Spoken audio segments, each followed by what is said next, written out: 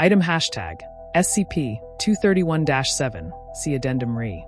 SCP-231-1 through SCP-231-6. They gather round the natal bed, the foolish and the wise. They fear the child yet to be born, whose voice shall rend the skies.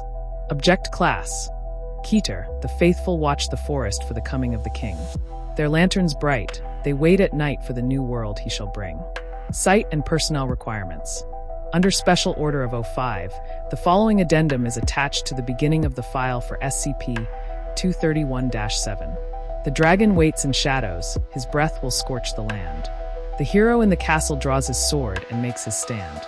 All personnel assigned to SCP-231-7 must rotate out for 1 month of psychological counseling after 2 months on site. SCP-231-7 is to be kept at an undisclosed location. All personnel assigned to SCP-231 will be transported there blindfolded from site. 19 by a route including no fewer than 7 different forms of transportation, including but not limited to aircraft, automobile, underground tunnel, and removal of the blindfold during the transport process is grounds for immediate termination. The princess in the tower is hidden far away, but nothing under heaven can keep the groom at bay. Personnel assigned to SCP-231-7 must undergo heavy psychological testing before being cleared to enter the site. Individuals must score at least 72 points on the Milgram Obedience Examination, be unmarried, have no offspring, and express nothing less than total loyalty to the Foundation. Normal psychological screening procedures against Axis II disorders are waived, so long as the Class D personnel in question has the mental capacity to carry out procedure 110 Montauk as needed. Luke 23 verse 34. Personnel who express sympathy towards SCP-231-7's plight and/or express a desire to rescue or sympathize towards SCP-231-7 will be transferred to another project without delay. Any actual rescue attempts will be met with immediate termination. Personnel who have served on the staff of SCP-231-7's containment team are not required to divulge that information to others. No official record shall be kept of the names of any staff assigned to SCP-231-7, nor will said service appear in the personnel files of said staff. They gather round with leering smiles, the soulless and the dead. Though her soul unwinds, the cruelest minds will keep her in her bed. While on site, individuals assigned to SCP-231-7 will be issued concealing helmets with integrated voice changers to protect their identity. On-site staff are not to remove said uniforms in the presence of other staff members. Off-duty hours are to be spent in private quarters alone. 6 Class D personnel are to be assigned to SCP-231-7 each month for the purposes of carrying out Procedure 110 Montauk. Violent criminals are not to be used for this purpose due to the possibility of accidental fatality during the 110 Montauk process. Special containment procedures. Following repeated escape and suicide attempts, and based on the failure of containment for SCP-231-1 through 6, containment of SCP-231-7 has been amended to the following. SCP-231 is to be contained within a soundproof holding cell, adjacent to holding cells for 6 Class D personnel assigned for the purposes of Procedure 110 Montauk. Cameras will monitor every inch of the cell at all times, and must be manned 24 hours a day. Malfunctioning monitoring equipment will be replaced without delay by psychologically screened staff. Doors will be magnetically locked, openable only by positive action by the control and monitoring facility. This includes all doors linking the main holding cell to those of the 6 Class D personnel. SCP-231-7 is to be kept restrained to a hospital bed at all times except for the purposes of Procedure 110 Montauk. Hydration will be provided through 4-drip.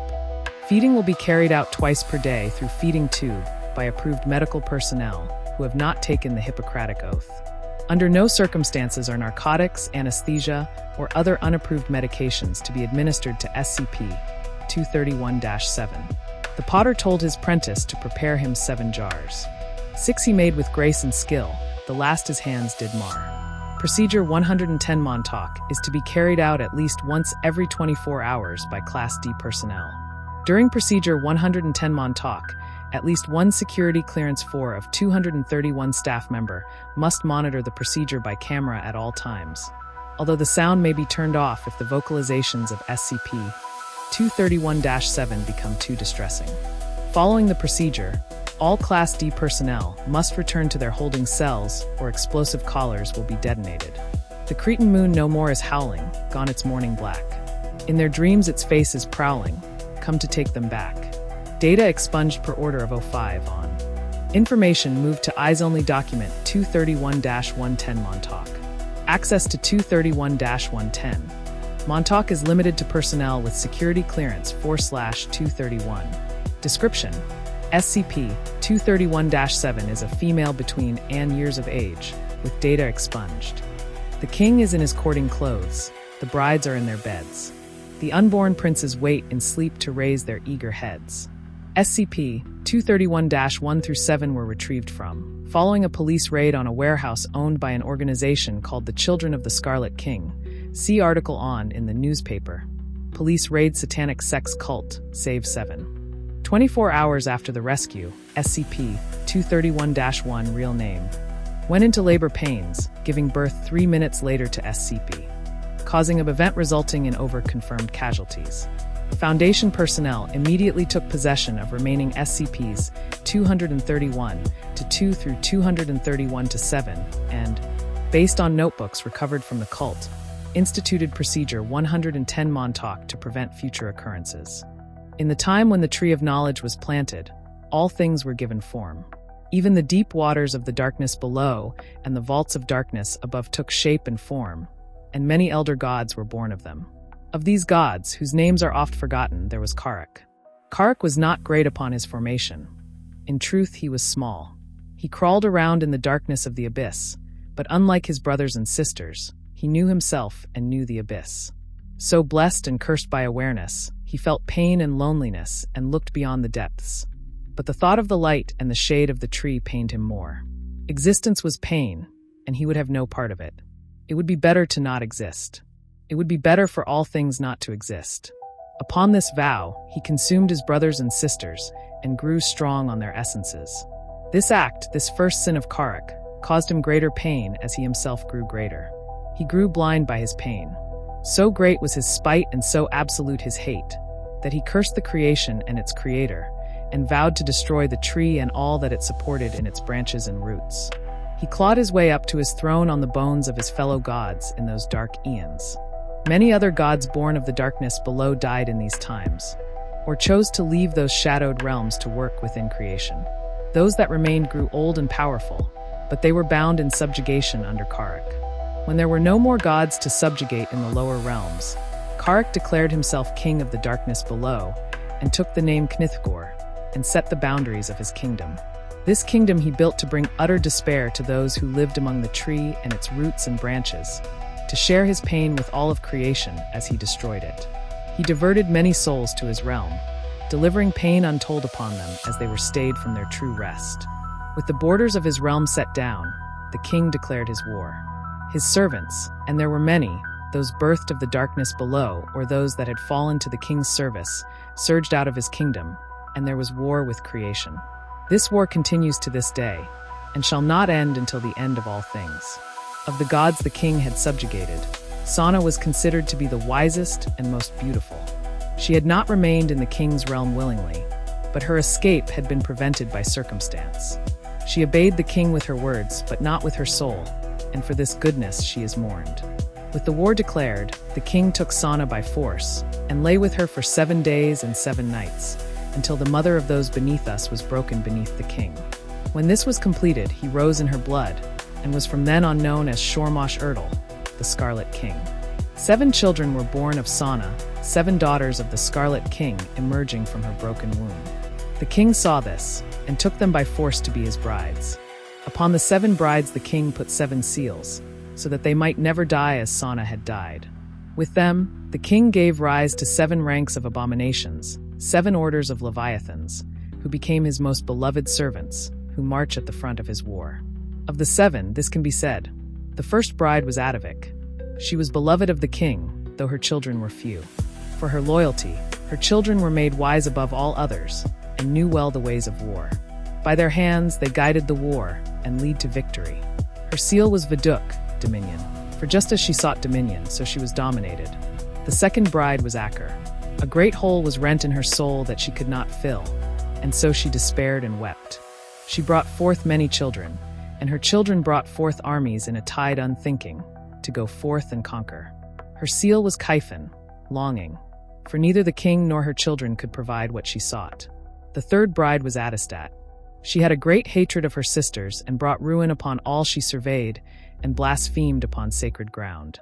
Her children ride out to declare the triumph of the king, drowning battlefields in blood and ash, spreading pestilence and fear in their wake. Her seal was Hezem, desolation, for she was wiped bare, and the furrows of her soul were salted. The fourth bride was Azieb. She was vast and powerful and terrible to behold, taking the form of a great beast. Her children were like her, and feared no weapon nor magical spell, for their injuries were healed, and their hides impenetrable. Her seal was Ba, wrath, for by her hate she was forever bound in conflict. The fifth bride was Anut. She was strong in mind, though frail in body. Her children were wise in the ways of magic, and created great destruction. But because of their power, the king had them crippled, so that they might not rise up against him. Her seal was lack, for her thirst and the thirst of her children was never quenched. The sixth bride was Atelith. She spoke not, and held herself private. Her children could change their faces and move about unseen, and walk among creation unknown. They opened ways between worlds, and made way for the war to spread. Her seal was Ushek, hidden, for she was lost in shadow. The seventh bride was Ahabat. She was the smallest and weakest of the seven, but she was not broken utterly by the king, and was horrified by her state. Her children walked on two legs, and were mighty hunters and heroes. She taught them in secret, hoping that they might destroy the children of her sisters and overthrow the king. They are few, and they have failed. Her seal was Zakib, hope, for she was doomed to know of what she could not achieve. The seven brides sealed forever. The legions of their children spread out, and added their strength to the war. Worlds that had resisted the dark gods of the king fell under the weight of ceaseless assault. The roots of the tree rotted, festered with the king's spawn. The ways became treacherous and poisoned, to where travel could only be made by the blessed, the brave, and the mad. The king's realm grew fat with damned souls, and the places of rest waned in strength.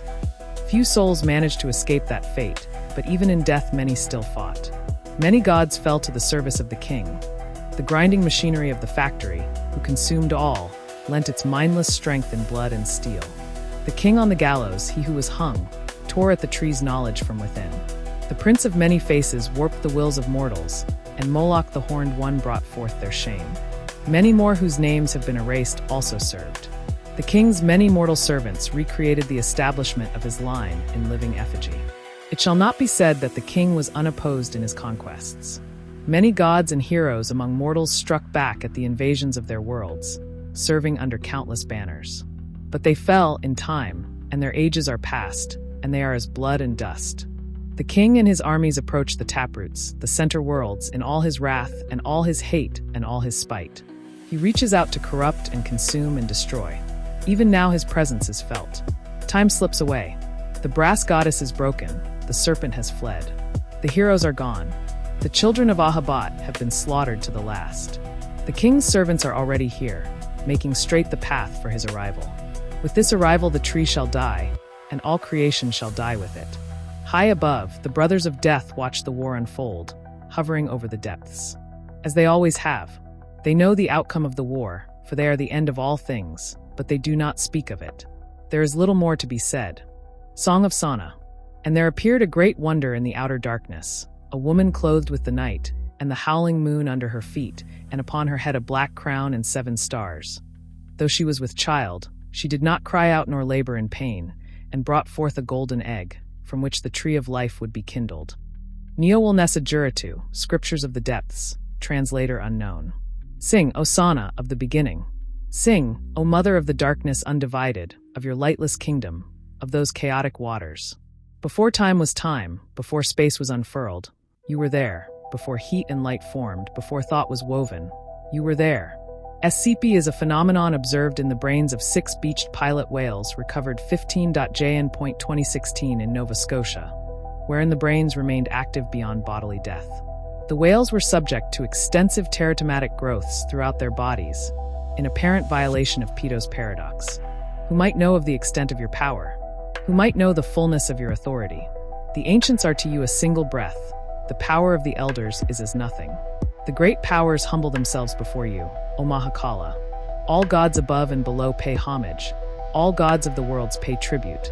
Lecture excerpt. The principle of multiplicative aspect is the reason that we still don't have a functional classification scheme for gods. Sorry, pluripotent entities. There's a variable point on the Hume spectrum, dependent on potentially hundreds of variables, where an entity is of sufficient spiritual mass that it can not only manifest in multiple forms simultaneously, but those manifestations are independent of one another. Dr. Lucia Alvarez, Department of Theology. It's a big God D** MN mess. Interdepartmental Academic Conference 2019. Sing, O Rahab, of your black crown, of that authority most terrible and most necessary. You alone are worthy to bear it. You who are the maker and unmaker, creator and destroyer and creator again. Still water grows stagnant, deathless flesh corrupt. It is by your power that all is renewed. As the dead nourish the earth to bring forth new life, so it is with the heavens themselves. SCP is a hole in the ocean floor, located in the South Pacific Ocean at coordinates redacted and measuring 212.4 meters in diameter. Passage through the anomaly leads to an extraspatial body of water of unknown dimensions. Even at maximum permissible output, sonar imaging has yet to reflect back to Foundation submersibles. No crown in heaven or upon earth or in the depths might compare to you. Where then are the seekers of power? Where are those who declare lordship over the worlds? They turn from you in shame, for they know their might is falsehood and their boasting empty wind. Is not all of creation your dominion? Who might stand beyond you? Who might withstand the authority of your crown? O most terrible power, there are none. Extranormal Event 98661. Woman gives birth to 9 live hagfish, all genetically identical clonal adults. Subject claimed to have had no sexual activity that would have resulted in a pregnancy within the necessary time frame. Alice Springs, 09.dec.1994. Sing, O Senyana, of the usurping worm, the conquering worm. Sing of the betrayer, the corrupter, that worm of gnashing teeth, that scion of the law of blades, that false king, that devourer of gods. He who through the treachery of the prince of 1,000 faces struck you down. He who through his rapacious cowardice defiled your mighty presence. Non-anomalous item of interest 10103. Clay tablet with bas-relief. Depicts veiled woman seated on a throne and a kneeling man. Symbol above her head resembles black hole with an accretion disk. Inscription in Sumerian cuneiform reads, Namu, wife of Nun, queen of all lands, keeper of the great me, rebukes the rebellious Marduk. That thief of your throne we abhor. That thief of your crown we abjure. Against him we stand firm, against his servants we stand arrayed. We have unfurled our banners and taken up our spears. Let him pass not one step further while we still live. SCP is the collective designation for the unfinished art exhibition The Nameless, as recovered from the home of Poi, 6726 Taylor Baum after his death. Exhibition contains 16 oil paintings of varying size, all consisting solely of fields of number 1 Fuligen black with heavy impasto. Baum had, prior to his death by drowning in his sensory isolation pool, disconnected every light source on the property and painted over the windows. Reports of figures moving within the nameless 4, 7, 12, and 16 have not been substantiated. Sing, O Senyana, of your anger. How vast your fury, how just your rage. Vengeance, vengeance cries your spirit. You cry out, and we answer you. May fury be joined with fury, rage wed with rage. May gore be spilled, may bones be shattered. Interview excerpt. My grandmother, my mother's mother, you understand, I know nothing of my father's mother if he indeed had one at all, was not a kind woman. Fair, yes. Just according to her fashion, yes. But she was a cold and distant matriarch, and a terrible sight to behold when angered. She would draw herself up until it seemed she would blot out the heavens themselves and wither stars to dust with a flash of her eyes. Konda Barawang. Interview 8225-40/7-158. His blood on your claws had been marked with a mixture of myrrh oil and charcoal on the forehead, eyes, lips, and chest prior to the killings. His blood in your teeth. Crucified and left to drown with the incoming tide. His corpse ground into the dust. Torn open with the organs. His laws ground into the dust. Howling. We the claws. We the teeth. Non-anomalous item of interest 10372. Aztec codex depicting war between the prior Toltec Empire and Helminthan cephalopodic creatures, which the author claims to be either the offspring of Coilzaqui or members of the 400 Sensenhuitznauten. The Toltec warriors are led by a gray-skinned giant with a red headdress, described in the text as a god of a foreign land across the sea. His wretched servants proclaim your death, O Queen. But is it not said, that which is dead may still dream? Are you not the most favored of our great brother? Send forth your spirit to guide us.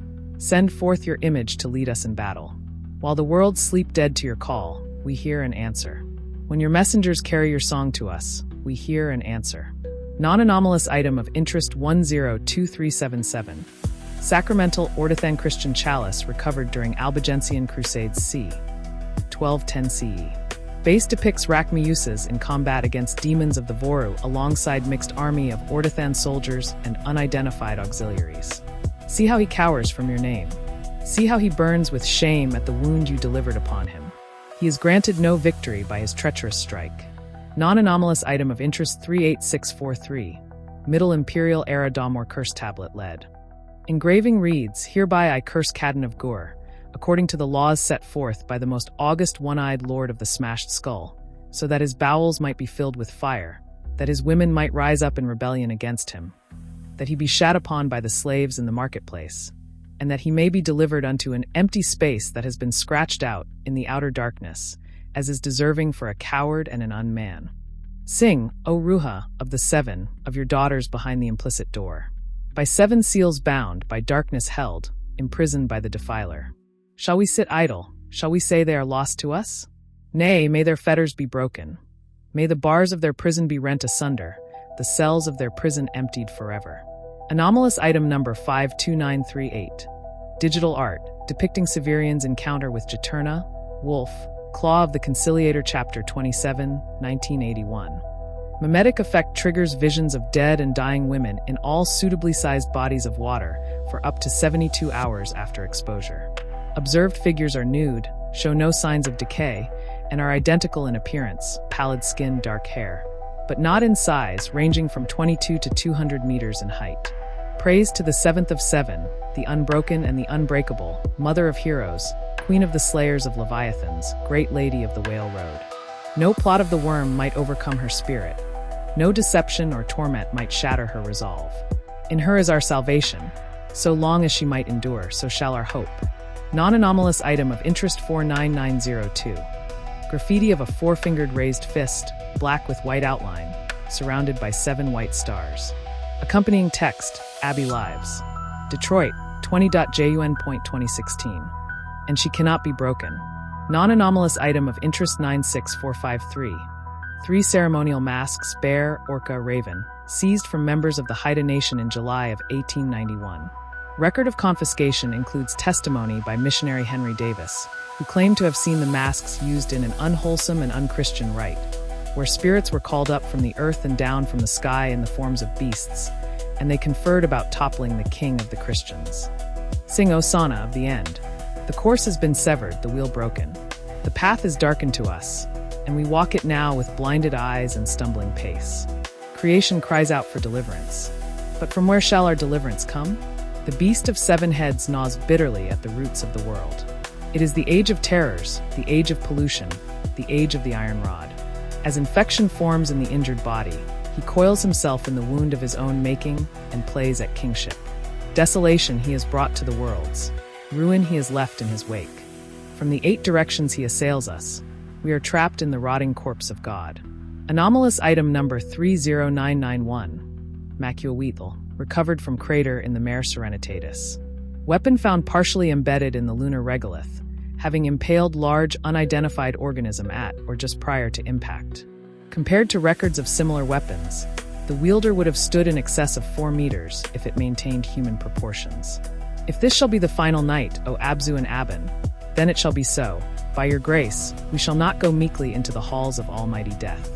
Extranormal event 227866. Ritual killings of 14 men in Tamil Nadu between September 9th and September 13th, 2015. Victims were stabbed 7 times in the torso before being drowned in salt water. after which the corpses animated and were observed to stumble through heavily populated areas while loudly repeating, "The price is not yet paid. We shall not despair. Nay, we shall take up our spears." Non-anomalous item of interest 49852. 26-line fragment of lost Icelandic manuscript, dated to mid-14th century. Partial scene of Ratatoskr delivering gossip to Verflnir and the eagle about a gray-faced princess trapped by NHGGR, who has asked the squirrel to bring messages to her surviving retainers and attendants across the sea. Ratatoskr is also tasked with seeking out the warrior Engi, though the fragment ends before an explanation is given. If this is to be the last day, may the dawn be red. Non-anomalous item of interest 59922. Helmet and torso armor belonging to unknown pre-TWRE culture group. Torso armor consists of black hexagonal ceramic scales with metallic backing attached to a padded silk jacket. Visored helmet is metal with decorative ceramic overlay, and has been sculpted for similar appearance as to a colony of Riftia pachyptila, giant tube worm. Hail, Mother Tiamat. Anomalous item 109273. Cell phone video footage of Bengali death metal band Navadurga. 1 minute and 52 seconds in length. Video quality is poor. Depicts finale of From Below, track 12 of the band's fourth album, Kushmanda, wherein live exorcism of a Class 6 possessive entity is performed on stage, culminating in explosive abjuration. Guest vocalist present, identified as Poi6753, known member of Basalt Gorgon mystery cult. Hail, Great Dragon of the Abyss. Extranormal Event 33817. Apparition of bloodied, octopus-headed woman striding out of the storm front of Typhoon Ruth. Figure described as pregnant, 10-armed, and carrying a spear. Accompanied by 6 to 10 additional entities resembling Phasalia physalis, man-o-war-hydrozoan, possessing wings, interior luminescence, black, and eyes inside and out. Apparition vanished upon reaching the shore, Kagoshima Prefecture, 13.OCT.1951. Hail, Queen of the Kalpakala. Minute variations in the background Hume levels of the local interuniversal medium indicate the presence of some structure out past the boundaries of the local supercluster. But it's like dark matter, we can't observe it directly, just the effect it has on everything else around it. We just know that it's big. Death to the Red Pretender. Accounts of the battle recovered from SCP-1726 indicate losses so catastrophic for the Damercom that the Emperor transferred 4 full legions from the Imperial Corps to reinforce the upper Mekong River and southeastern ranges of the Tibetan Plateau. This edict left the occupying forces in Odium at the lowest level since the city's capture, and proved a vital component of the developing Ionite rebellion. Death to the Lord of Rape. Durham, who had been serving a life sentence for his participation in the Church of Jesus Christ the King in Scarlet, was ambushed during recreation period and beaten to death with a tire iron smuggled out of the machine shop. Death to the Conqueror Worm. The religious praxis of Basalt Gorgon mystery cults predominantly features ritual ablution, meditation through sensory deprivation, and human sacrifice as a form of blood vengeance against enemies of the cults or their patroness. In this hour we renew the oaths of our baptism. Anomalous item 67400. Obsidian knife capable of injuring high Hume entities. Recovered June 2014 from possession of Horizon Initiative Field Agent M. Lewitt following Hecatomb incident at Continuity of Command Deepwell 02. In this hour we return again to your side. 03.Feb.2023. The former 05-6, who had been instrumental in orchestrating Operation Magnolia, is gunned down while eating breakfast in his villa outside of Naples. Unto the breaking of the world. Extranormal Event 156924. 7 thaumaturgically sensitive individuals suffer simultaneous psychosis during main shock of the 2021 Kermadec Islands earthquakes. Subjects reported visions of a creature too large to identify rising from the ocean and ascending into the sky, accompanied by mass rupture of the planetary crust. 05.March 2021. Until the task is done. When I sleep, I dream of a sky without stars and still black water. Behind the wind, there is the howling. I am caught up in it, no more able to resist than a dry leaf can stand against a hurricane. I am a ship on the sea of infinity, riding the gale of death's threshing blade. It is the call of the abyss, and when I wake up she remains with me, drawing me towards herself. Threat Entity Database Entry. Note: this document is classified Sanguine Capricorn Gimel under Secret UN Security Resolution 187. Unauthorized viewing is a felony under international law. Threat ID: KT 2013 Coppola Mendez the King's Spears. Authorized response level: 4 severe threat. Description: Artifact is a set of 7 short spears which appear to have been crudely fashioned out of raw iron. When in close proximity, the artifact generates an extra-dimensional portal of a size and stability proportionate to the number of component spears present. 6 spears generate a portal large enough to allow passage of entities larger than humans, and which may last for hours. 4 or 5 spears are sufficient to create a humanoid-sized aperture for approximately an hour. 3 spears creates a portal sufficient to allow a child-sized entity through, and will last only minutes. 2 spears can create microportals which last only seconds. They are, however, sufficient to cause harmful chemical and temperature changes in their vicinity and may pass insect or microbial scale entities. Threat entities collectively known as KT 2032 Ragweed Mendez, the King's Demons, may emerge from these portals. Said entities are highly variable in appearance and capabilities, but all appear unilaterally hostile. It is believed that if all of the component artifacts were reunited with appropriate rituals, either a portal powerful enough to allow PTE 616 Mendez Ex Machina, the Scarlet King, entrance to our reality, or the generation of a threat entity similar to KT 216 Black, Mendez Child, the Seventh Bride, would result. This outcome would likely be disastrous, potentially requiring the implementation of Procedure Pizzicato. Each of the component spears share the following capabilities: the generation of small quantities of human and porcine blood on their surfaces and in their immediate environment, the infliction of nightmares, anxiety disorders, and in cases of long-term exposure, phobias and hallucinations, in individuals within close proximity, the infliction of a fast-acting hemorrhagic disease that typically proves fatal within a few days when used to pierce the skin of a living individual, the infliction of a possession state upon physical contact. Each component seems to house or channel the consciousness of a powerful KT 2032 Ragweed Mendez entity, which takes irrevocable control of the wielder's faculties. All possessing entities appear to share the goal of acquiring the other component spears. Each component spear also possesses properties unique to it. Said properties are described below. KT 2013 Alpha Coppola Mendez Freud, hereafter referred to as KT 2013 Alpha, when used to pierce the skin of an individual, will create a trance-like state in the victim. The wielder of the spear may then verbally command the victim. The wounds caused by the spear still inflict a debilitating and typically fatal hemorrhagic illness. The possessing entity has identified itself as Ramaviduk, the Glorious, and exhibits narcissistic and histrionic behaviors verging on delusion.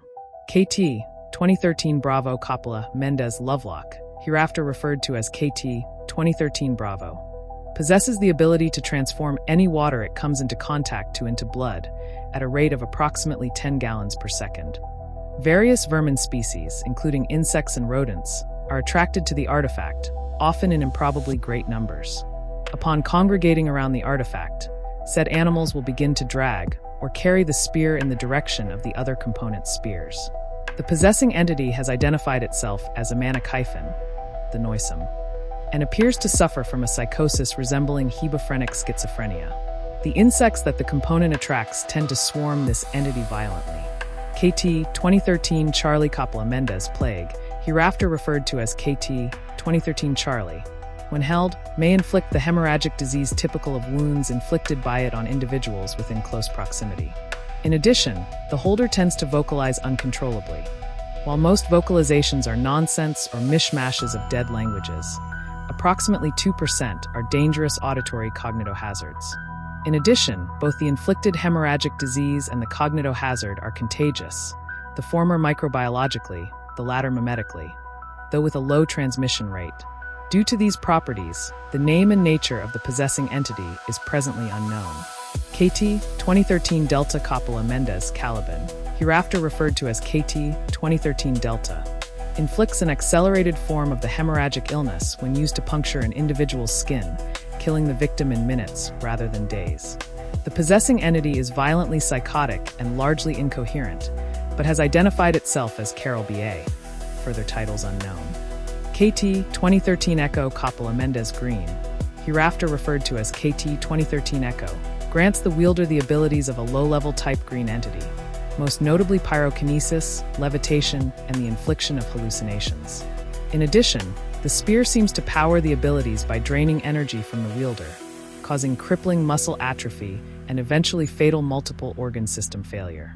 No wielder has survived longer than 1 week. The possessing entity has identified itself as Tothna, the Broken, and seems to possess the unstable, malignant megalomania one typically finds in late-stage type green entities. KT 2013 Foxtrot, Coppola Mendez Spiral, hereafter referred to as KT 2013 Foxtrot, allows the wielder to open a form of extra-dimensional aperture allowing instantaneous travel. Said portals appear as a wall of fire and roiling shadowy substance, and any individual using said portal other than the wielder is instantly killed by it. The name and nature of the possessing entity are unknown, as the wielder will not speak after picking up the object. They will, however, attempt immediately to gather the other component spears using the created portals. The properties of KT 2013 Golf Coppola Mendez are currently unknown. Rules of engagement.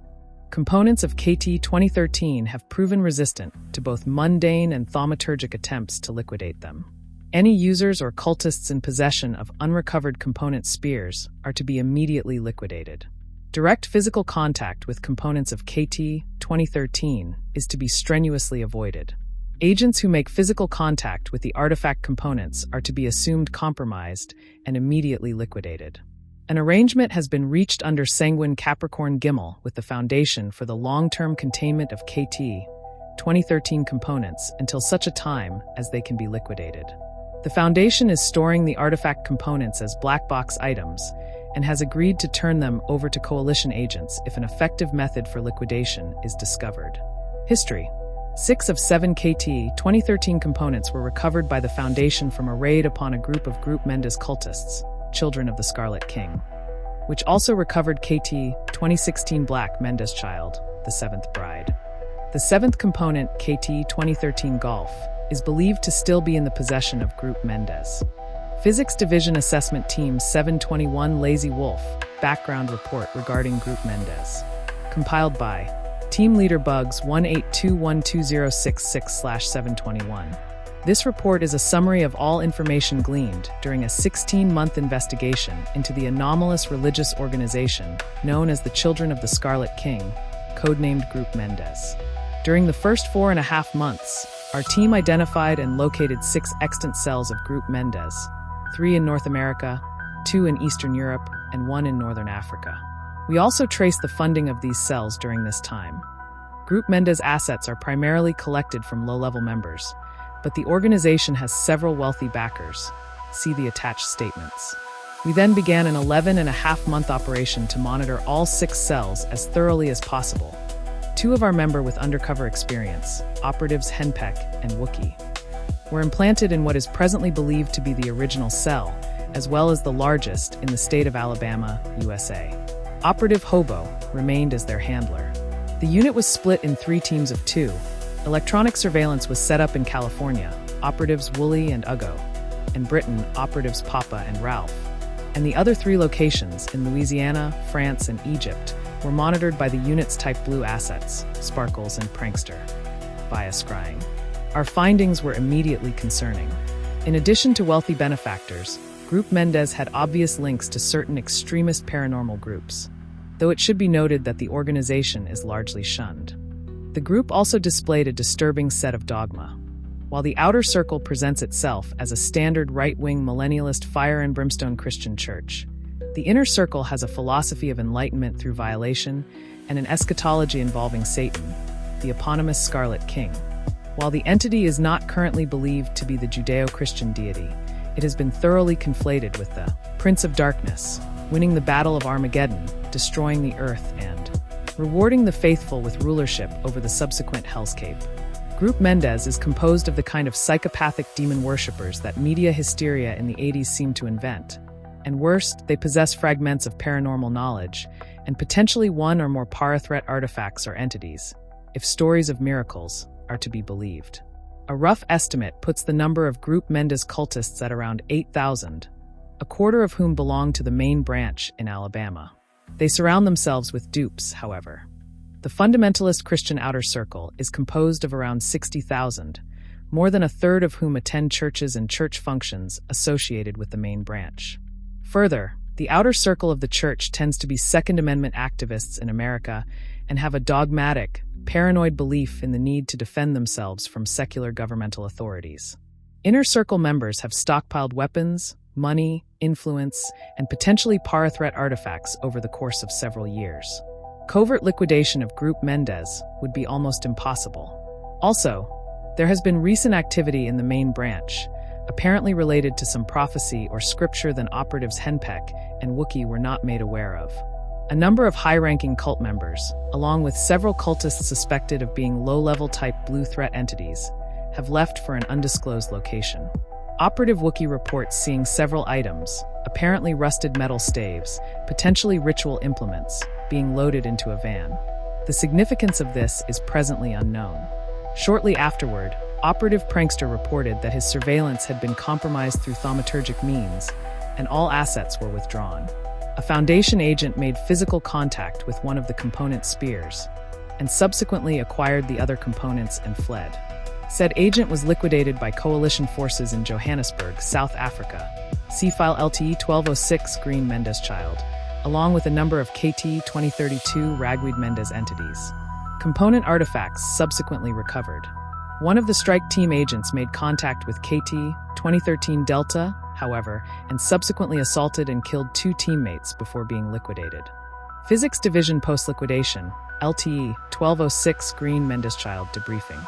Debriefing Agent, Colonel Marcus Gorman, Physics Division Command. Operative debriefed.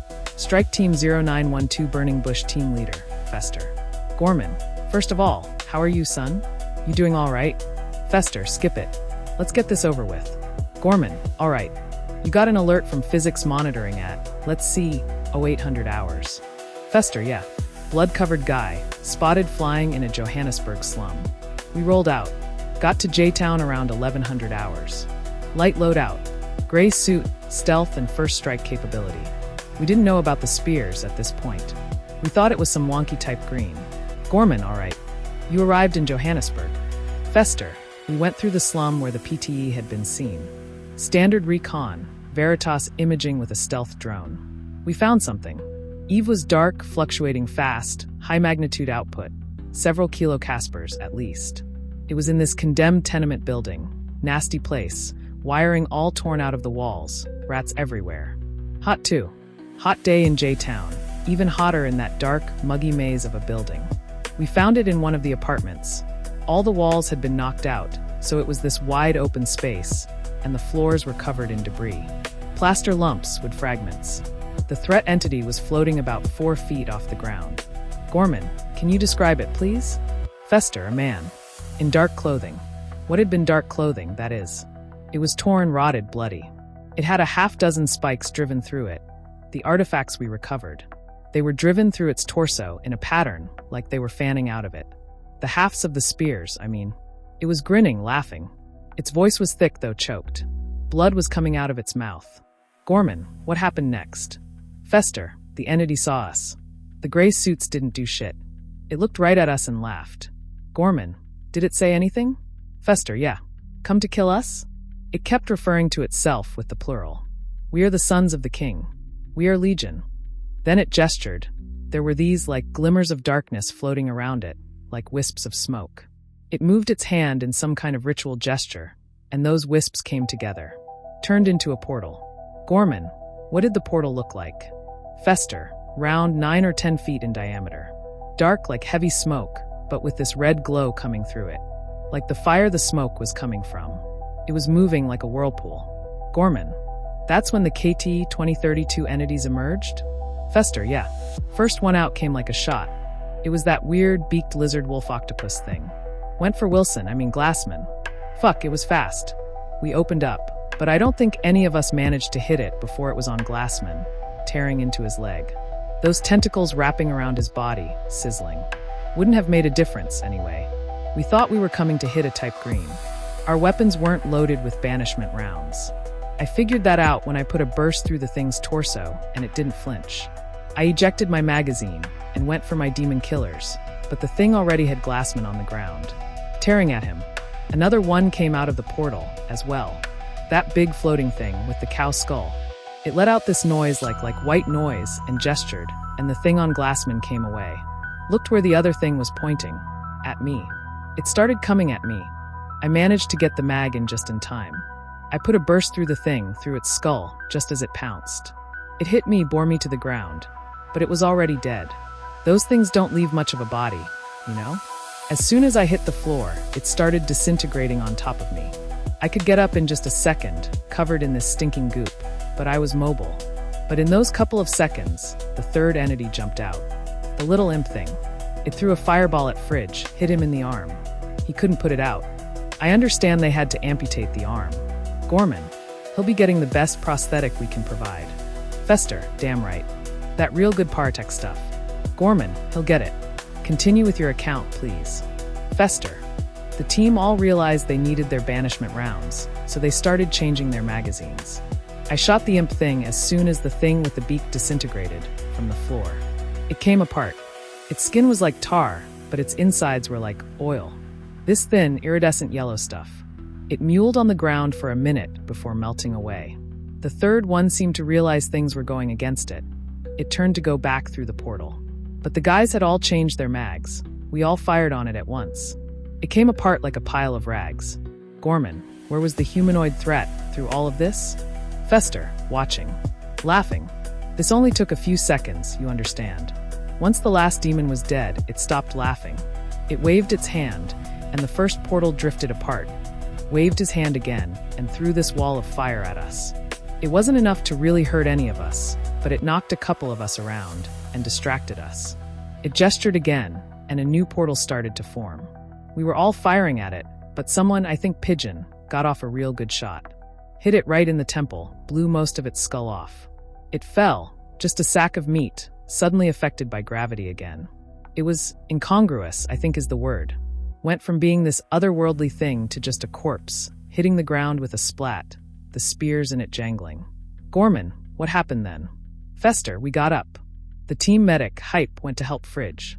The rest of us walked over to the corpse. It looked pathetic, just a lump of meat, with all these spikes sticking out of it. Pigeon went to pull one out, like she felt sorry for it, wanted to give it some dignity, I think. And as soon as she touched it, her face twisted. She put her boot on the corpse and just ripped the spear out of him. And before we knew what was happening, she turned and stabbed Caboose right through the gut. She started screaming. Gorman, screaming what? Fester, it was pretty incoherent. Gorman, just tell me what you heard. Fester, Carol B.A. is death, Carol B.A. kills you. I don't know. It wasn't her anymore. She pulled the spear out of Caboose and he went down. He was bleeding out of his mouth, and the front of his suit seemed to be all red, almost immediately. She went to stab Huey. Me and Huey both shot her, but the spear must have scratched him. He started convulsing, bleeding out of his ears, eyes, nose. He was dead in maybe 10 or 15 seconds. 5 casualties in less than a minute, 4 of them fatal. I lost half my fucking team. Gorman, what did you do then? Fester, I thought about strapping some C4 to the spears and just blowing them up. But if it didn't work, or if the fragments retained their properties, it would have just spread it. So we packed them up, using heavy warded gauntlets, all according to spec. Brought them back to base. Gorman, all right. Thank you, Operative Fester. I want you to know, all the team members you've lost today are going to be posthumously decorated. Fester, good. You liquidate the spears, yet? Gorman, not yet. We're having some trouble with them. Fester, get it done. Those things are evil. They need to be destroyed. 3 days after recovery, during testing to find a method of liquidation, reality-stabilizing thaumaturgy failed, resulting in an extra-dimensional portal opening. Several KT, 2032, Ragweed, Mendez entities emerged, and coalition forces took heavy losses. Separating the objects was subsequently found to prevent portal formation. Artifact components subsequently were held thereafter in separate facilities. Ptolemy Division Liquidation Expert Derek Wells, ME, report on methodology to neutralize KT 2013. KT 2013 Coppola. Mendez has proven a singular challenge. We chilled the component artifacts to almost 1 UK, which required specialized equipment. We used a kind of macroscopic laser cooling derived from captured Prometheus Labs research. We heated them to nearly 3,200 Kelvin. That's above the boiling point of ordinary iron, by the way. Not the melting point, the boiling point. They didn't expand or contract. We've only ever seen that kind of behavior in metareal artifacts. Items that are platonically perfect or extrusions of higher dimensional objects. They don't conduct electricity. They gobble it up in a way that made me and my staff very nervous. When objects as obviously malign as these start absorbing the energy you give them, you stop providing that energy, if you aren't a fool. We stopped the electrical current tests early. They exhibit magnetic properties that you would expect from ferrous material, but they refuse to be moved. I've never seen anything like it. Magnetize them, and they will attract magnetic objects with less mass as you would expect. But wave the most powerful electromagnet you have over them, and they won't so much as wiggle. They can't be bent mechanically.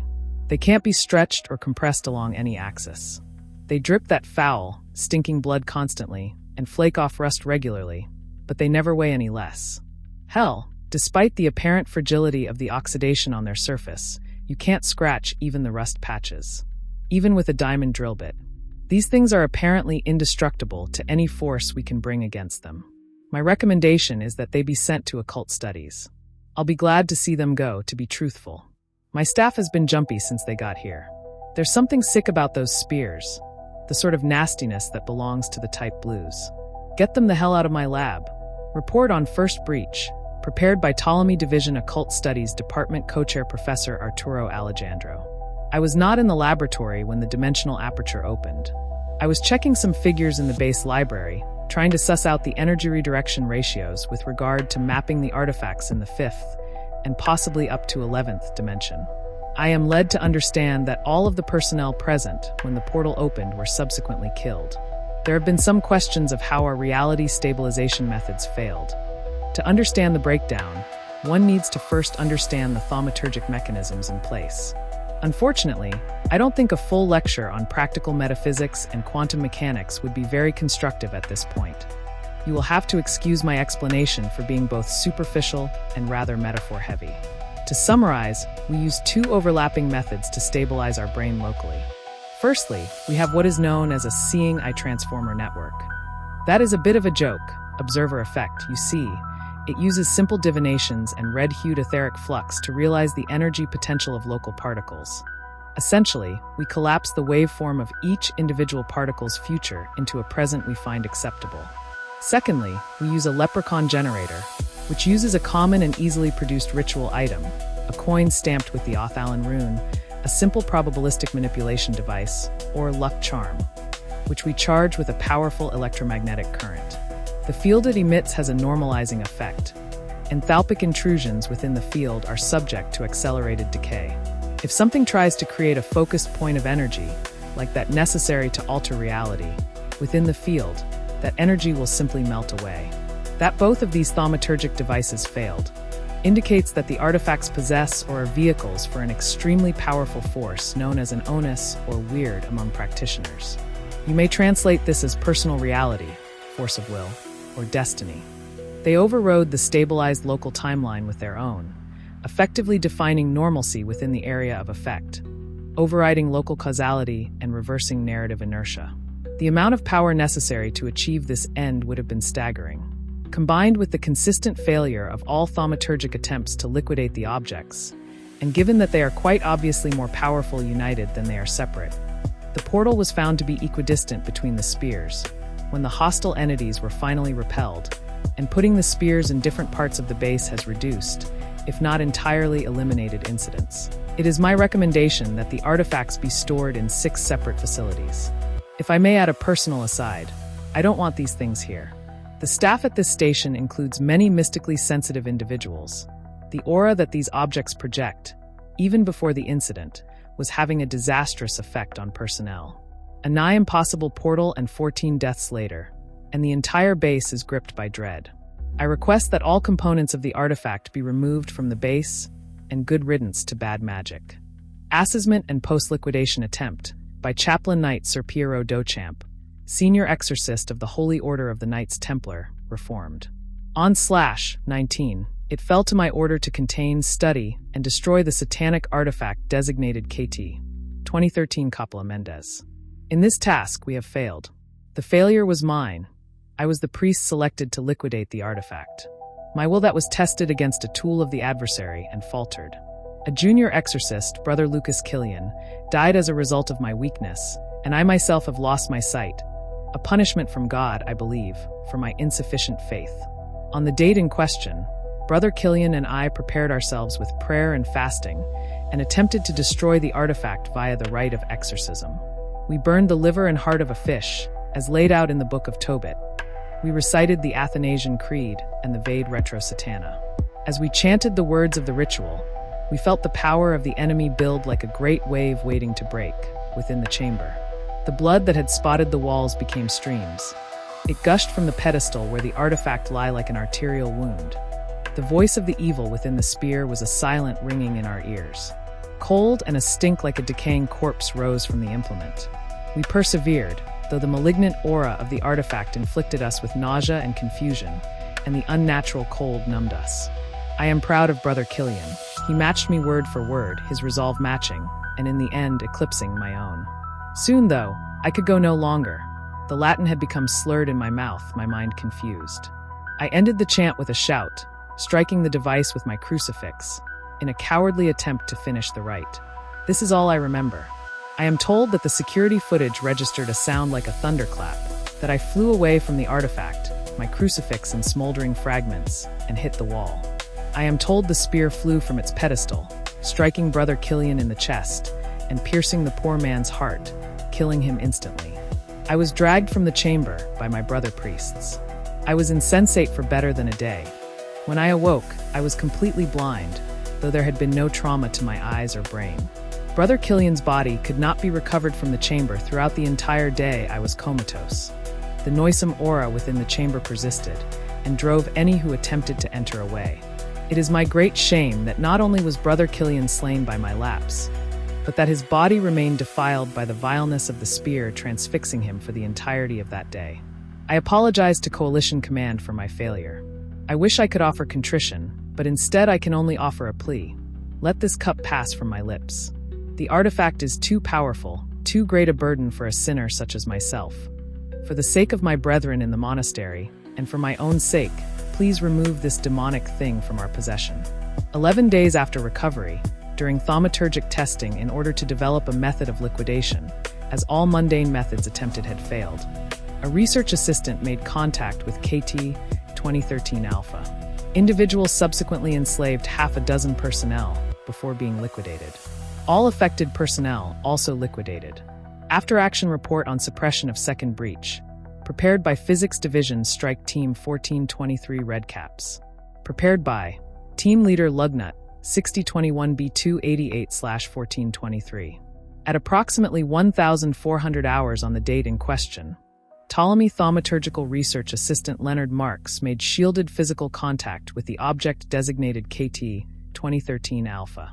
This contact is presently believed to have been accidental and made in the course of Mr. Marks' duties. He has, as such, been posthumously cleared of all wrongdoing and extended a commendation for his sacrifice.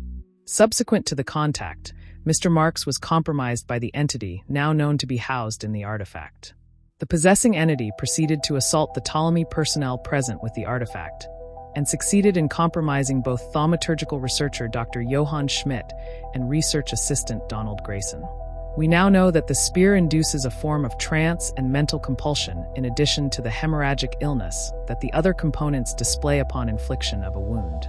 The three compromised individuals exited the chamber, with the entity possessing Mr. Marks carrying the artifact. They proceeded to assault several GOC staff, focusing initially on security personnel. These compromised personnel, including Ptolemy Junior Researcher Dr. Margaret Hammond, security officers Lars Mellon, Adam Wiley, and Mr. Scott Rice, a Ptolemy clerk, proceeded to secure the wing of the facility that had housed the artifact with weapons taken from the security office. It was at this point that personnel in the Central Security Office, noting the breach on the facility camera system, contacted Coalition Command, which in turn deployed our squad, Physics Division Strike Team 1423, Redcaps. The Redcaps specialize in providing backup to Western European Coalition facilities under siege, taking back compromised facilities and destroying compromised Coalition assets. We received our orders at approximately 1420, and arrived at the facility at 1,440 hours. We were outfitted with Mark II combat garments, white suits, with both primary weapons loaded with hollow point rounds and secondary weapons loaded with banishment rounds. Silver/cold-forged iron double pentacle dispersion grid variant. In case of KT-2032 Ragweed Mendez entity manifestation, we rendezvoused with facility security, who provided us with the layout of the wing and all camera footage of the incident. The compromised personnel had destroyed the surveillance system shortly after the breach was reported. We proceeded into the compromised wing under full cloaking, on the assumption that even if the possessing entity could perceive cloaked operatives, the other compromised personnel likely could not.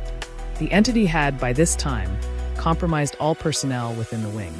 However, rather than attempt to escape or assault the rest of the facility, it had gathered all compromised personnel around it and was giving a speech. The contents of this speech are rendered more fully in this report's addenda, but in summary, the entity ranted semi-coherently about its own power, the insignificance of its enemies, and its inevitable destiny to rule the earth. The entity referred to itself as Ramavaduk the Glorious. If the entity could perceive us through our cloaks, it was apparently too distracted by its speech to do so. None of the compromised personnel displayed any ability to perceive us. On my command, Operative Beardy engaged and liquidated the entity possessing Mr. Marks with a single headshot utilizing a banishment round, in the hope that this would end the compulsive effect of the spear. This attempt was unsuccessful. The compromised personnel attempted to attack us, and were all subsequently liquidated. We retrieved the spear and proceeded to egress. 2 months after recovery, an agent made unauthorized contact with KT-2013 Foxtrot during liquidation attempt. Agent subsequently created a portal to facility and assaulted personnel there in an attempt to acquire 2013 Charlie. Subject was liquidated, but a member of security staff made contact with 2013 Charlie in an attempt to keep it from them. Infection subsequently led to 11 coalition casualties. Footage from facility security tapes during third breach, audio removed. 0414 to 20 to 0414 to 30. A thaumaturgical aperture, identical to those described by Strike Team 0912 operatives after initial recovery of KT-2013 Coppola Mendez, that is apparently composed of swirling black gaseous or particulate matter, radiating a deep red glow. Forms on the wall of the corridor leading to the chamber housing KT-2013. Charlie.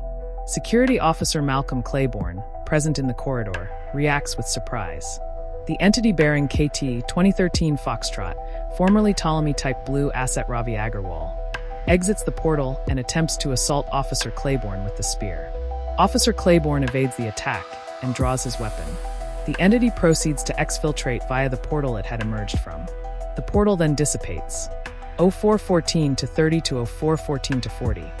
Officer Claiborne can be seen surveying his surroundings in an agitated manner and speaking into his radio. Facility security will confirm that he is reporting the encounter. 0414 to 40 to 0414 to 50. A portal begins to form within the chamber holding KT-2013 Charlie. Officer Claiborne is ordered to enter the holding chamber and begins to walk toward it. During this time, several other facility personnel, including security officers Margaret Jordan and Peter Rosenbaum, Special Operatives Michel Dubois, Initiate of the Illuminated Mysteries, Adam Georges, Initiate of the Illuminated Mysteries, Tomas Salem, Initiate of the Illuminated Mysteries, Lawrence Makepeace, Novice of the Illuminated Mysteries, Jonathan Hagen, Novice of the Illuminated Mysteries, Claire Heller, Scholar of the Illuminated Mysteries, and Special Type Blue Asset Sarah. Bernard, Scholar of the Illuminated Mysteries, and David Weiss, Illuminated Minor Van. All of whom were involved in either the containment of or research regarding the artifact, were notified of a potential breach and instructed to render Officer Claiborne assistance. 0414 to 50 to 0415 to 2000. Entity emerges from portal. Entity takes several steps towards KT-2013 Charlie. Portal dissipates. Officer Claiborne enters chamber. Spotting the entity, he raises his weapon. The entity gestures with the 2013 Foxtrot, and a veil-like semi-transparent barrier of a smoke-like gas manifests in front of it. Officer Claiborne opens fire with his weapon. Several microportals open in the veil barrier and intercept the rounds fired. The door on the other end of the corridor opens, and several personnel begin running towards the chamber. 0415 to 2000 to 415 to 10. Officer Claiborne keeps up a steady rate of fire, walking towards the entity.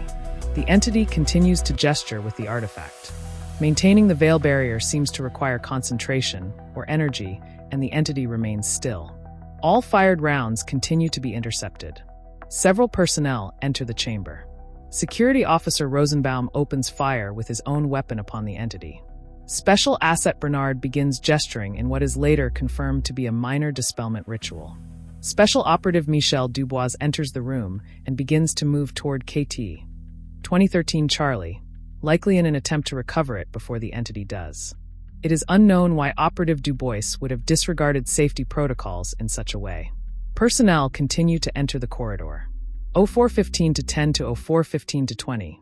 Special Operative Dubois makes contact with KT 2013 Charlie. The veil barrier manifested by the entity falters. It is unknown whether this was caused by the rate of fire against it, Special Asset Bernard's dispelment ritual, or a reaction to Dubois's actions. Regardless, the entity is shot 14 times and killed instantly. The entity possessing Dubois begins gesturing with the KT 2013 Charlie and apparently shouting. Several personnel in the chamber turn to face him, apparently surprised. 0415 to 20 to 0415 to 30. Several individuals present begin to appear distressed or disoriented. Special Operative Claire Heller speaks into her radio. This is confirmed to be a code phrase indicating a potential memetic outbreak, necessitating immediate communications blackout and physical lockdown.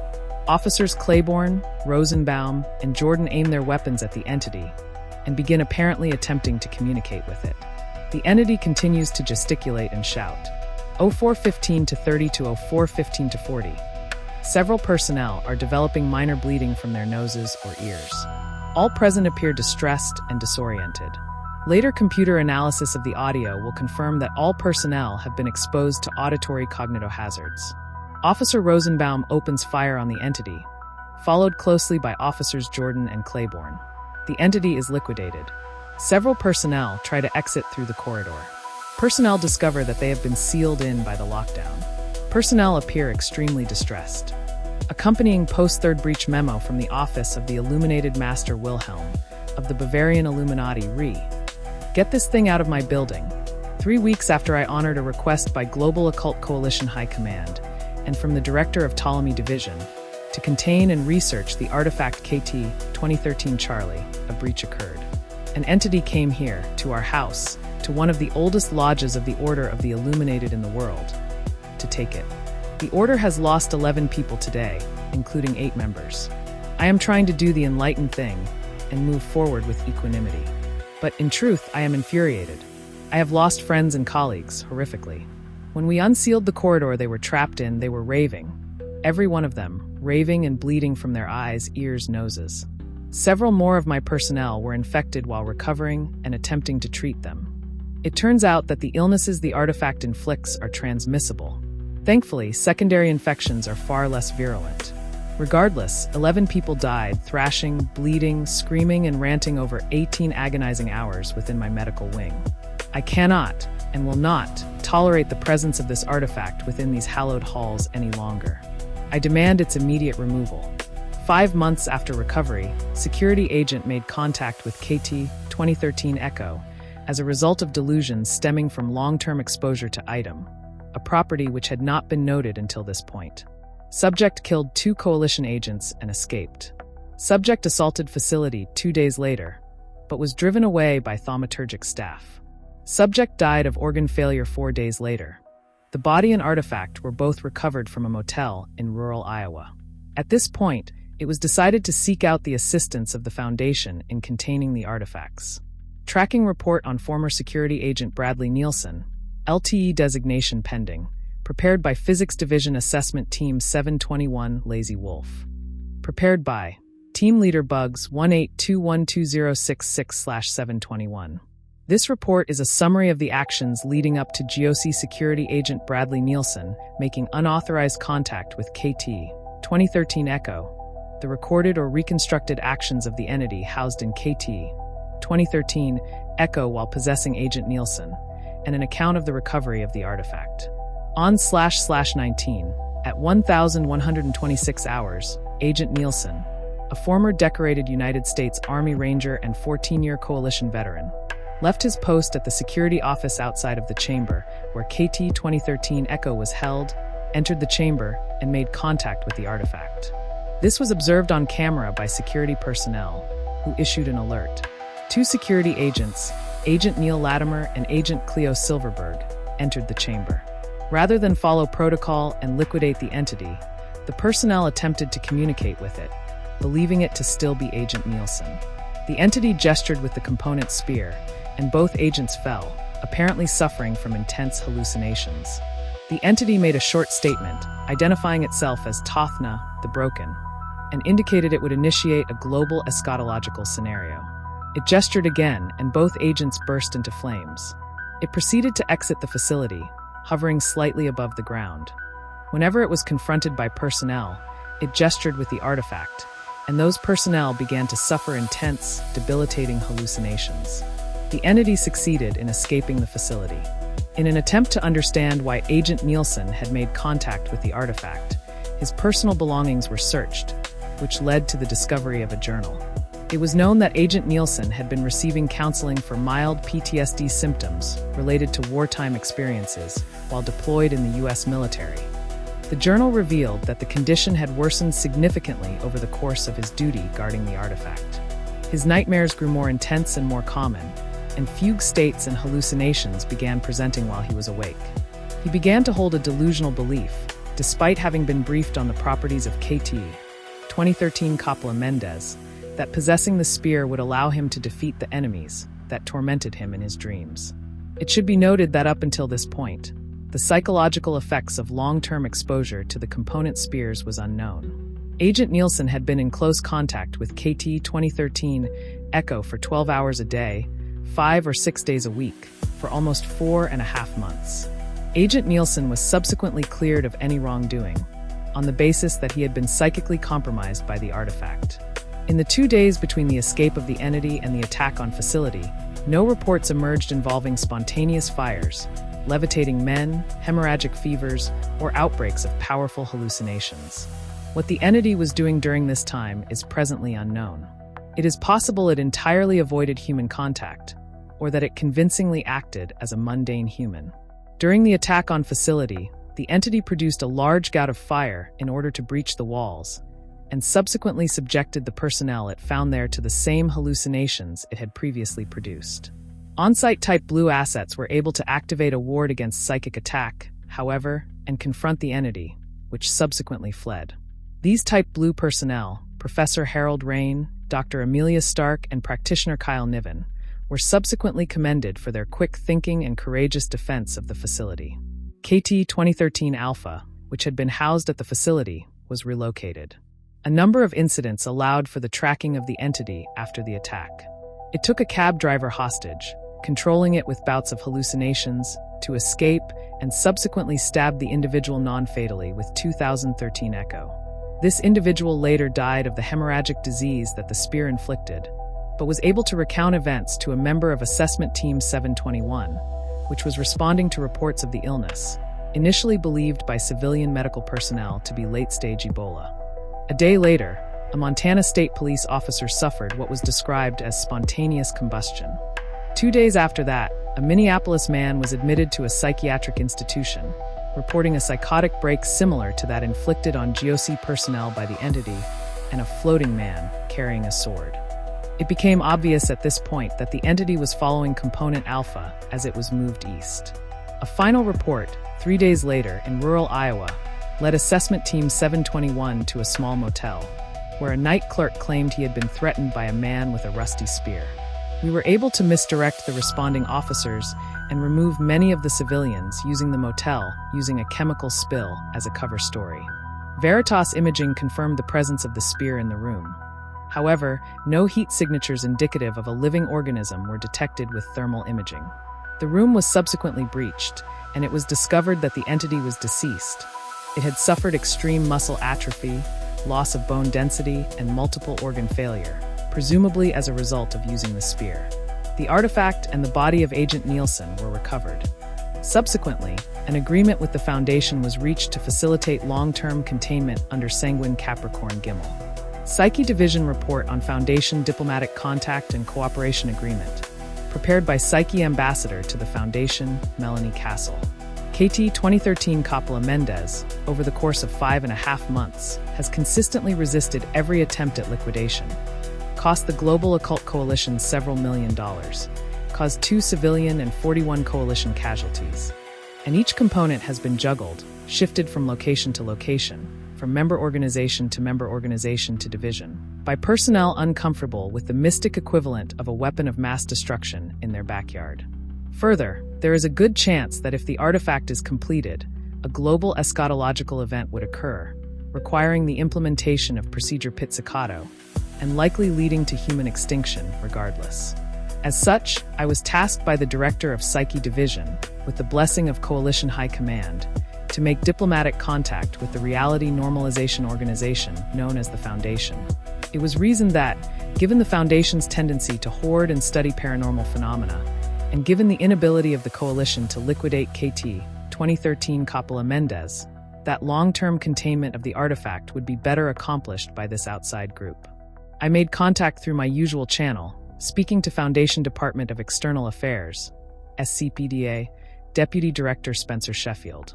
We met at a Foundation facility, Site 126, and we were joined by a Mrs. Rose, full name unknown, introduced to me as a representative of the Foundation's command, the Overseer's Council, a Mr. Henry Milligan, introduced to me as a containment specialist, and a Dr. Clef, potentially the individual rumored to be former GOC asset agent Ukulele, though I was unable to confirm this, who was introduced as a specialist in Group Mendez. We subsequently agreed on the terms of our agreement, detailed below, classified Sanguine Capricorn Gimel. This agreement was later approved in full by the Office of the Undersecretariat and the Council of 108. Given the potentially globally disastrous nature of the threat posed by Group Mendez and the para-threats associated with it, this agreement includes a level of cooperation and information sharing regarding the threat that is unprecedented in Foundation Coalition relations. As I have stated to the Undersecretary, I believe that there is, despite the Foundation's stubbornness, a real possibility of both future cooperation and of potential integration of the group into the GOC. Appendix 001, Observed KT, 2032, Ragweed Mendez Entities. Incident: Recovery of KT, 2013 in Johannesburg. Status: Liquidated. Appearance and abilities: approximately 9 feet in height, roughly humanoid. Appeared flayed, with musculature exposed, skull bovine in shape. Levitated, seemed to direct other instances. Incident: Recovery of KT, 2013 in Johannesburg. Status: Liquidated. Appearance and abilities: quadrupedal, scaled, colorfully violet and green in coloration. Possessed a beak, and over a dozen tentacles emerging from back. Tentacles found to be covered in corrosive substance. No eyes or other sensory organs apparent. Incident: Recovery of KT, 2013 in Johannesburg. Status: Liquidated. Appearance and abilities: centauroid in body shape. Lower body seems to be that of a goat below the neck. Upper body consists of torso, arms, and head of a diminutive humanoid entity. Flesh black and gelid, tar-like. Entity displayed ability to conjure small but hot and difficult to extinguish balls of flame. Incident: Breach 3 days post-recovery. Status: Liquidated. Appearance and abilities: Entity appeared to be an animate suit of medieval armor, constructed of an unknown dark metal heavily marked with rust. Entity displayed extreme strength and hardiness. Incident: Breach 3 days post-recovery. Status: Liquidated. Appearance and abilities: Entity appeared to be a malformed fetus the size of a small adult. Entity possessed a third arm emerging from its chest and a third eye on its forehead. Both the extraneous organs and the typical ones appeared non-functional. Entity levitated and periodically let out a screech loud enough to incapacitate personnel. Incident: Breach 3 days post-recovery. Status: Liquidated. Appearance and abilities: Entity appeared to be an emaciated humanoid with the head of an oversized vulture. Entity was armed with splintered bones, apparently human femurs, which it used as stabbing implements. Entity displayed superhuman speed and fighting skill. Incident: Breach 3 days post-recovery. Status: Liquidated. Appearance and abilities: Entity appeared to be a giant, approximately 4 foot tall, red-skinned frog with 4 extremely poisonous scorpion tails and 3 eyes. Incident: breach, 3 days post-recovery. Status: liquidated. Appearance and abilities. Entity was a heavily muscled creature approximately 7 feet tall. While constituent body parts were approximately humanoid, the entity was tripedal, and 3 torsos emerged from its waist, each of which bore 3 arms, one emerging from where the neck would be typically, and a single large, yellow eye in the center of each chest. Entity displayed startling strength and physical resilience. Incident: breach, 3 days post-recovery. Status: liquidated. Appearance and abilities. Entity possessed a large serpentine tail in the place of a lower body. Torso, arms, and head all humanoid. Entity appeared heavily decomposed and possessed no facial features.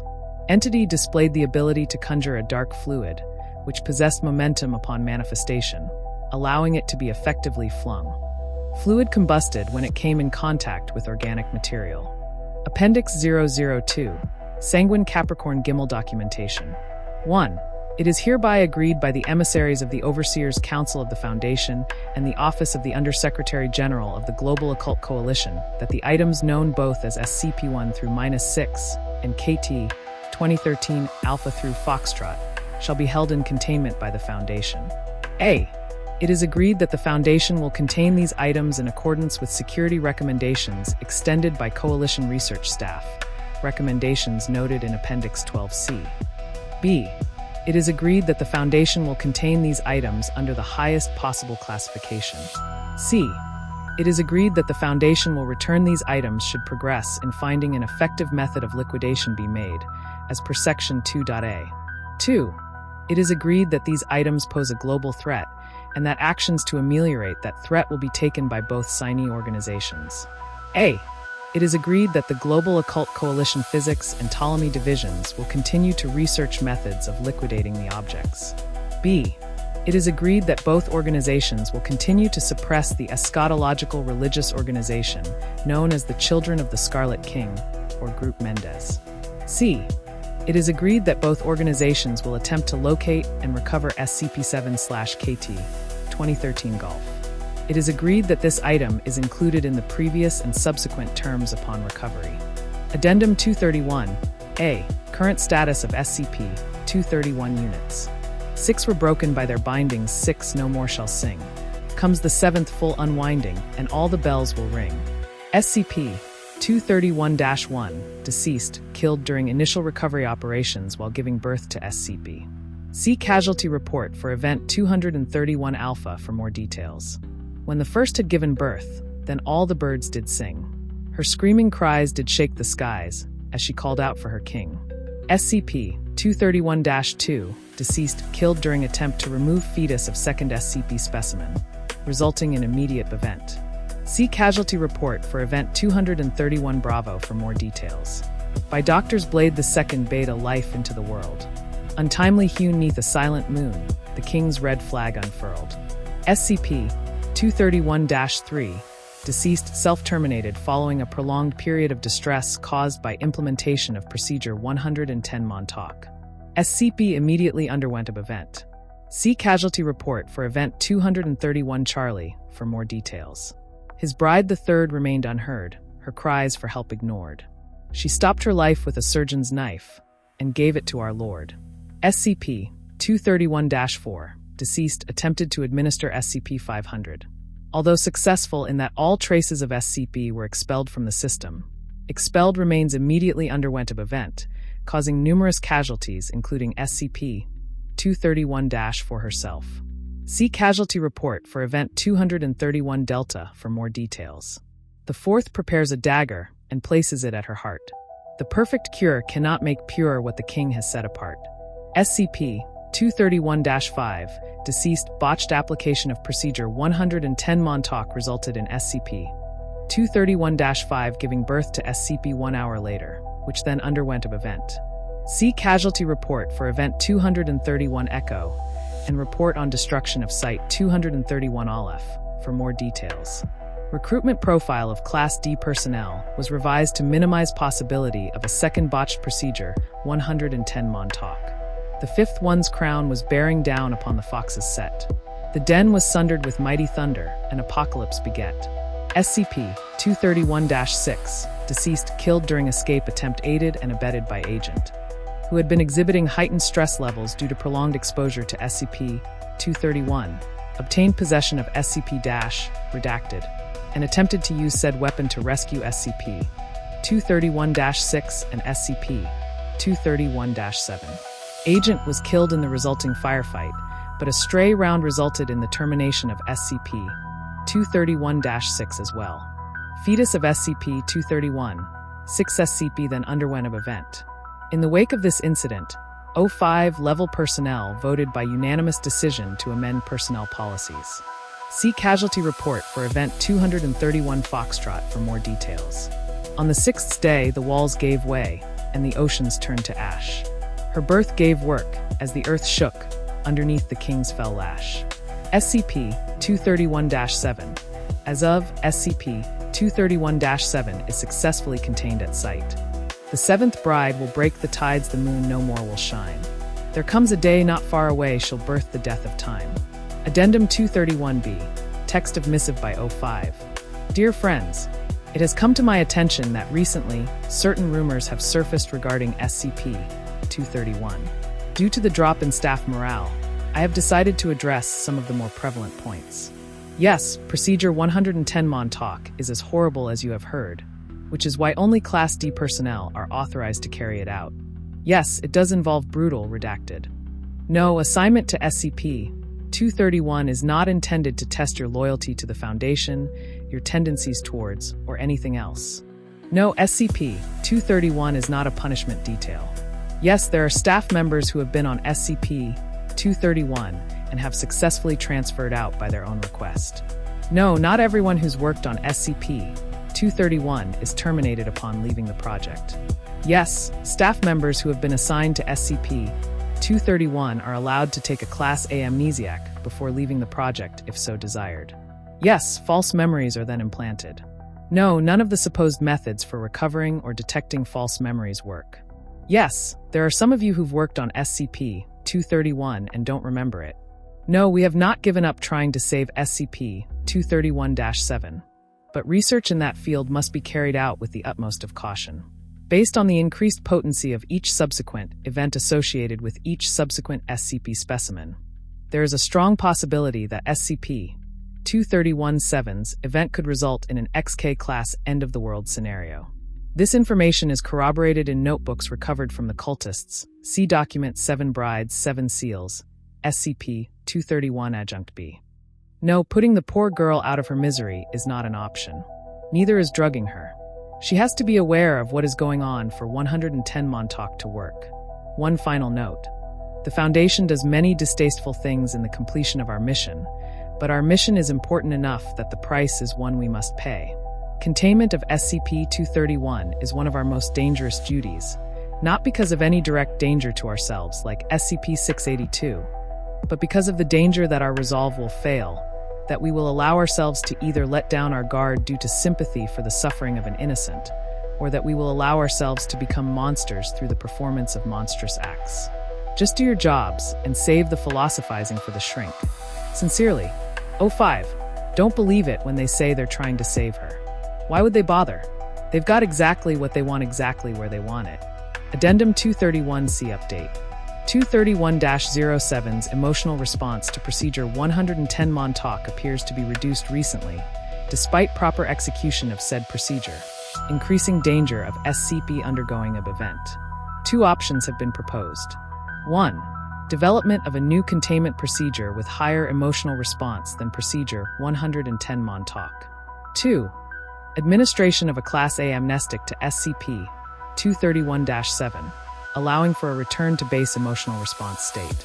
Said memory modification is to be administered during execution of Procedure 110 Montauk to maintain heightened emotional state following memory reset. Please advise, the doctor never tells his God which one he really seeks. Instead, he hides himself away, and quietly he weeps. Doctor, Addendum 231-D Decision. Proverbs 1 verse 32. Carry out option 2 at the first available opportunity. Their God's own voice, he makes the choice, declaring with their word. In fear and pain let her remain, lest she be like the third. 05. Addendum 231E, Aftermath. Ezekiel 6 verse 14. Option 2 was carried out. SCP-231-7's emotional state returned to 100% efficacy. Doctor subsequently committed suicide due to heightened emotional stress. Will continue analysis of efficacy of treatment. The doctor's gun ended his run, as he put it to his ear. As she was defiled, the pitted child, he gave it to his fear. Doctor. Addendum 231F. Continued analysis of efficacy of treatment. Revelation 18 verses 21 to 24. After some analysis, I have determined that it is not necessary to perform memory modification every time procedure 110 Montauk is carried out. In fact, it is better to delay for some time before re-administering the agent. Analysis of Subject 231-7's emotional response indicates that efficacy of procedure 110 Montauk seems to peak between the third and fourth performance of the procedure. The dread of anticipation of events seems to heighten emotional response for a time, before familiarity with the procedure begins to lessen the efficacy of treatment. My recommendation is that Class A amnestics be administered once a week during procedure 110 Montauk. The calendar has been modified accordingly. Her memory a fickle thing, the strongest shall endure. When her weeping starts to waver, their drugs make her mind pure. Doctor.